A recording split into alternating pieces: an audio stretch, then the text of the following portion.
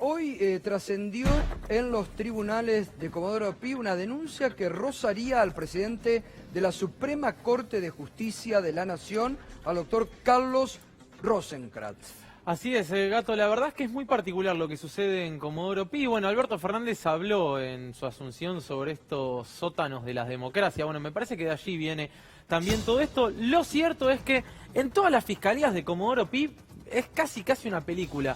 Llegó un mail anónimo, encriptado. ¿Te acuerdas que nosotros con él le mostramos los mails encriptados que recibía Leonardo Fariña guionando su arrepentimiento? Bueno, de ese mismo servidor que encripta los mails y que no permite saber desde dónde se enviaron, llegó un correo electrónico a todas las fiscalías de Comodoro Pi dando cuenta sobre una supuesta filtración de archivos que tenían que ver con la justicia, algo así como la Justicia Leaks, y que tenían que ver precisamente con el presidente de la Corte Suprema, con Carlos Rosenkrantz. Lo cierto es que el fiscal Tayano decidió impulsar una investigación. No sé si podemos ver, por ejemplo, algunos detalles de la causa judicial que está tramitando en Comodoro Pi. Lo más particular de esto es que se decidió impulsar la investigación, se decidió pedir las primeras medidas de prueba y habrá que ver hasta dónde llega. Lo vinculan a Carlos Rosenkrantz directamente con un manejo de cuentas offshore junto a su socio, a Gabriel Bausat.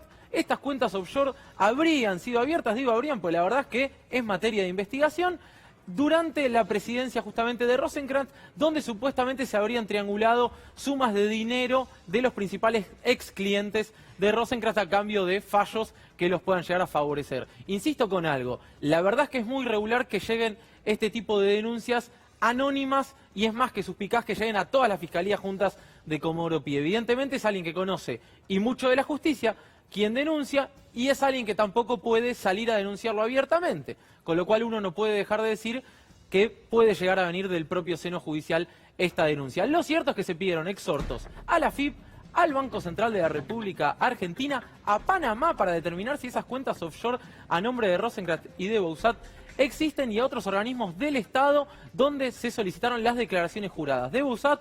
De Rosenkrantz se los investiga entonces por un supuesto entramado offshore a partir de la llegada de Rosenkrantz a la Corte Suprema, otra de las tantas internas judiciales, Gato.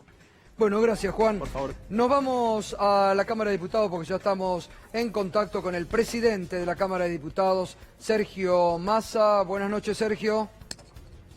Hola, buenas noches, Gustavo, ¿cómo va? Bien, gracias por atendernos, pero bueno, queríamos analizar con usted que la primer ley que envió el presidente Alberto Fernández, la verdad que salió rápido, previsto, lo comentábamos el viernes, incluso desdramatizando usted, hasta con algunos chistes ahí, algo que planteaban muchos desde los medios como que iba a ser tensión en la Cámara de Diputados, ¿no? Sí, yo creo que tenemos que superar la etapa de la idea de que todo se discute en tono de drama y en tono de guerra, y discutir seria y adultamente los problemas que tiene la Argentina. La semana pasada lo que el Congreso discutía era una ley que establecía centralmente herramientas para el gobierno para resolver un problema serio que tenemos, que es la deuda externa. 90% de lo que vale la Argentina lo debe, y entonces se decidió habilitar herramientas para que con un mejor plazo, con una mejor tasa o con un mejor valor de capital, el gobierno pueda rediscutir, readecuar el perfil de deuda externa de la Argentina. Esta, le diría, es la primera herramienta que aprueba la ley. La segunda herramienta, que tiene que ver con recuperar el poder de compra y el poder de consumo de nuestros jubilados de la mínima.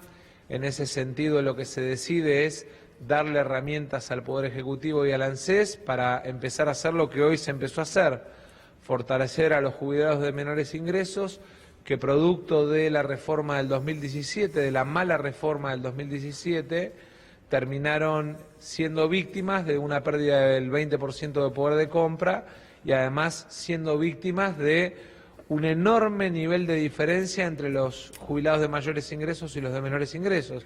Entonces, nuestro sistema, que es un sistema solidario, el sistema previsional argentino es un sistema solidario, dejaba de ser solidario porque se alargaba la diferencia entre los jubilados de mayores ingresos y los de menores ingresos. Se declara la emergencia y ahora además queda habilitado por el artículo 51 de la ley el Poder Ejecutivo y el Congreso a buscar herramientas para poner límites a las situaciones de privilegio que existen dentro del sistema previsional argentino. En ese sentido, ver jubilaciones de sistemas de cajas transferidas provinciales, por ejemplo, con regímenes muy particulares que tienen jubilaciones de hasta 600.000 pesos. Después, el tercer tema que se puso en marcha es una gran moratoria para nuestras pymes y nuestros comercios. 700.000 pymes y comercios de la Argentina habilitados para entrar en una moratoria de 10 años, pagar la mitad de la tasa de interés que tenían que pagar hasta la semana pasada, esperar 6 meses para pagar. Le estamos dando la posibilidad de que primero se recuperen y después empiecen a pagar la deuda, pero además de blanquearse frente al sistema financiero para volver a tener acceso al crédito.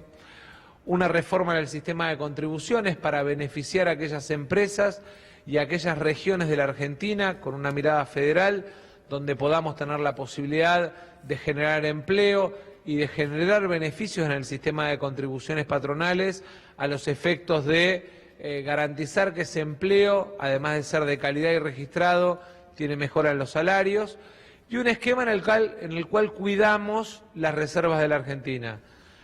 Cuando un argentino viaja al extranjero, a la Argentina le cuesta mucha plata, muchos pesos del trabajo de los argentinos, generar y comprar esos dólares que se van a la Argentina. Y entonces se genera un sistema de readecuación que permite a través de impuestos generarle al Estado los fondos para recomprar esos dólares que se van cuando los argentinos por ahí, por ejemplo, eligen viajar o comprar en el exterior en lugar de comprar en la Argentina. Sergio, el gobierno, el presidente va a extender la sesión extraordinaria, dijo, para estos regímenes de privilegio para jueces y para el servicio diplomático. ¿Tienen ya previsto la fecha para sesión o proyectos que envíe al gobierno en este sentido? Mire, la decisión del gobierno, del presidente, es centralmente que enero y febrero el Congreso trabaje. La Argentina está en una situación de emergencia real. 60% de inflación, 40% de pobreza, pérdida de lugares de puestos de trabajo, caída del nivel de actividad, achicamiento del uso de la capacidad instalada. La Argentina está usando menos del 40% de la capacidad instalada para producir que tiene, obligan a que trabajemos todo el verano. Y entonces, obviamente, respetando algunos días de descanso para todo el mundo o algún fin de semana, la idea es tratar de trabajar a lo largo de todo el verano para darle despacito, sin grandilocuencia, sin marketing, pero con capacidad de respuesta y con un Estado presente a los argentinos, soluciones a los problemas heredados, que desgraciadamente son muchos, Gustavo. Sí, totalmente, lo hemos remarcado acá y lo vemos todos los días. Ahora, yo quiero ir con usted, que lo hemos hablado muchas veces. Aparte, un tema que usted desde hace muchos años viene desarrollando, desde que fue titular del ANSES y después lo tomó como un compromiso casi personal de los jubilados. No me lo veo a usted auspiciando ni votando ninguna ley que vaya de ajuste, como ha dicho algún medio el fin de semana, el ajuste los pagan los jubilados.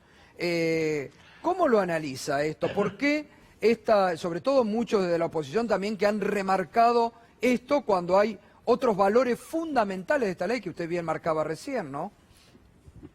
Mire, Gustavo, a ver, acá el ajuste de los jubilados lo pagaron en estos 4 años. Lo pagaron perdiendo 20% del poder de compra, las jubilaciones mínimas, lo perdieron porque les quitaron el derecho a los remedios gratuitos, lo perdieron porque les quitaron la devolución del IVA, y la ley lo que prevé es devolverle instrumentos al PAMI a través del financiamiento nuevo que se le incorpora por el impuesto a los gastos en el exterior para poder financiar los medicamentos gratuitos para los jubilados. En paralelo, la ley incorpora la devolución del IVA en los alimentos para jubilados, beneficiarios de programas sociales y beneficiarios de la asignación universal por hijo. Devolución automática financiada desde el Tesoro, no en un esquema como el que eliminó el gobierno anterior, en el cual le hacía hacer el trámite del arbolito a los jubilados para poder acceder. Y después, obviamente, el tema de recuperar el poder de compra de los jubilados de la mínima. casi el 80% de los jubilados de la Argentina, que son los de menores ingresos, los que tienen menos de 20.000 pesos de ingreso, van a empezar a ver desde la medida que tomó hoy el ANSES hasta marzo un proceso de recuperación del ingreso. El problema es que hay en todo caso una idea de tratar de ver, digamos, el error siempre en el otro, y yo lo que diría es, lo primero que tiene que revisar la oposición es por qué a lo largo de estos 4 años los jubilados perdieron 20% del poder de compra, no solamente por la inflación, sino porque la eliminación del índice de actualización anterior, del cual, digamos, en el cual yo trabajé mucho, que le daba sustentabilidad porque estaba asociado a los salarios y a los recursos del Estado, fue reemplazado por un índice que a lo largo de estos últimos 2 años le hizo perder a los jubilados mucha plata. Sí, sí, totalmente. ¿Qué tal, Sergio? Fernando Alonso lo saluda. Hubo muchas conjeturas. Hola Fernando, ¿cómo le va? Muy bien, muchas gracias. Hubo muchas conjeturas sobre cómo iba a funcionar esta alianza en el gobierno. Pasaron ya 2 semanas y 2 semanas muy movidas. ¿Cómo siente que está funcionando el Ejecutivo con el Legislativo, la Cámara de Senadores? ¿Hay coordinación? ¿Ve que la alianza tiene una forma de manejarse y de coordinar movimientos? Primero veo coordinación en la acción de gobierno y en la acción parlamentaria y en las ideas sobre todo, en la fijación de prioridades. Desendeudar la Argentina, recuperar la capacidad de crédito de la Argentina, volver a poner en marcha el aparato productivo, poner la educación, la ciencia y la tecnología como valores centrales, porque uno tiene capacidad de acción coordinada cuando coinciden los objetivos de fondo. Y eso lo veo en la iniciativa de trabajar todos muy fuerte en la lucha contra el hambre, lo veo en la iniciativa de recuperación de los salarios más bajos, a partir del Estado interviniendo y el Estado ayudando, sobre todo a los sectores del empleo formal o del trabajo formal que quedaron con salarios más atrasados porque a lo mejor su gremio no tenía potencia, capacidad de negociación o porque tuvo dirigentes sindicales que renunciaron a pelear por el salario de sus trabajadores. Y el Estado toma la decisión de empujar, de ayudar, pero además de poner su parte, porque ayer escuchaba a algún empresario que decía el Estado me empuja a mejorar los salarios, sin poner sobre la mesa que ese mismo Estado que te empuja a mejorar los salarios te da la posibilidad de tener en las contribuciones, en la parte del pago de impuestos, una disminución si mejorás salarios. O sea, acá el esfuerzo lo tenemos que hacer entre todos. Y creo que en ese sentido hay una acción coordinada, hay un trabajo coordinado. Terminamos la sesión al mediodía, a las 4 de la tarde ya estaba trabajando el Senado. El presidente a lo largo de la madrugada varias veces se comunicó con nosotros para preguntarnos. En algún momento, inclusive a las 3 de la mañana, me escribió el presidente para preguntarme sobre la opinión que había vertido un diputado de la oposición, pero que le parecía interesante.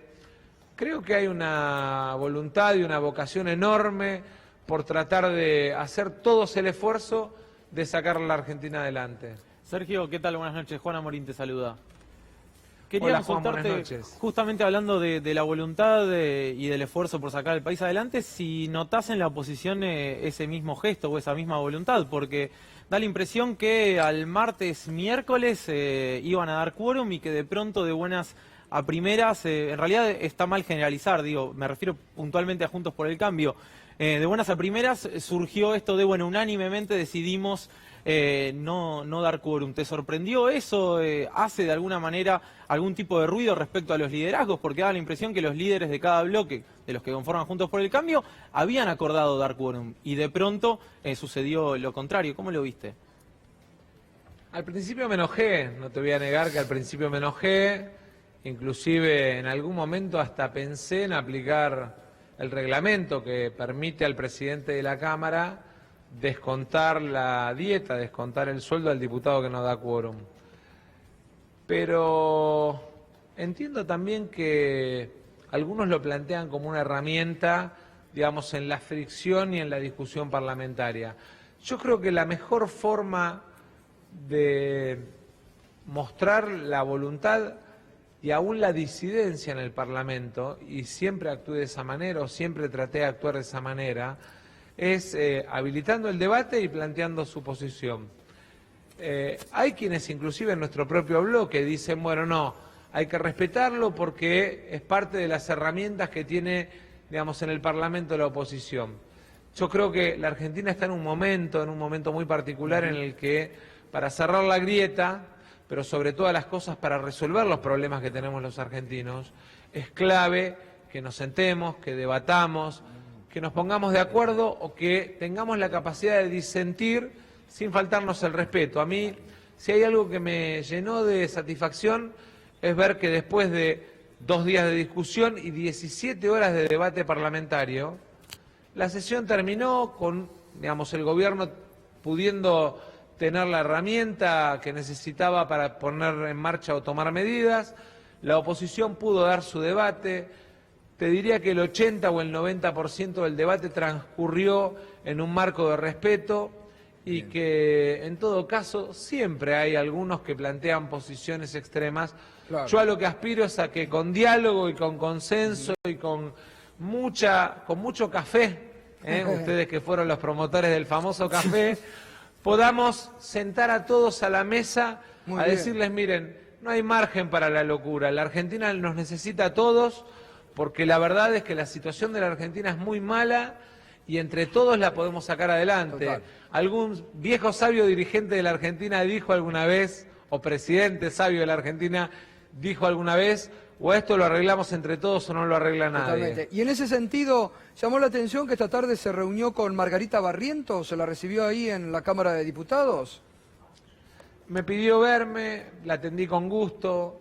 Creo que aquellos que tienen la vocación de trabajar socialmente, más allá del color político o partidario que puedan tener, hay que abrazarlos, hay que tenderles la mano y hay que invitarlos. Seguramente en los próximos días se junte con Daniel Arroyo, seguramente si va a Santiago del Estero, el gobernador Gerardo Zamora también la reciba, porque creo que a aquellos que tienen vocación de tender una mano al que más necesita, los tenemos que abrazar, los tenemos que tomar de la mano y ayudarlos. Es muy bueno realmente ese concepto, sobre todo, bueno, en un momento de que hay que tender muchas manos y de mucha solidaridad, porque sobre todo nuestro hashtag hoy es primero los de abajo, hay mucha gente sufriente, mañana es Nochebuena, no van a tener tal vez para una Navidad digna y ahí todos los argentinos solidariamente tenemos que estar dando una mano, ¿no?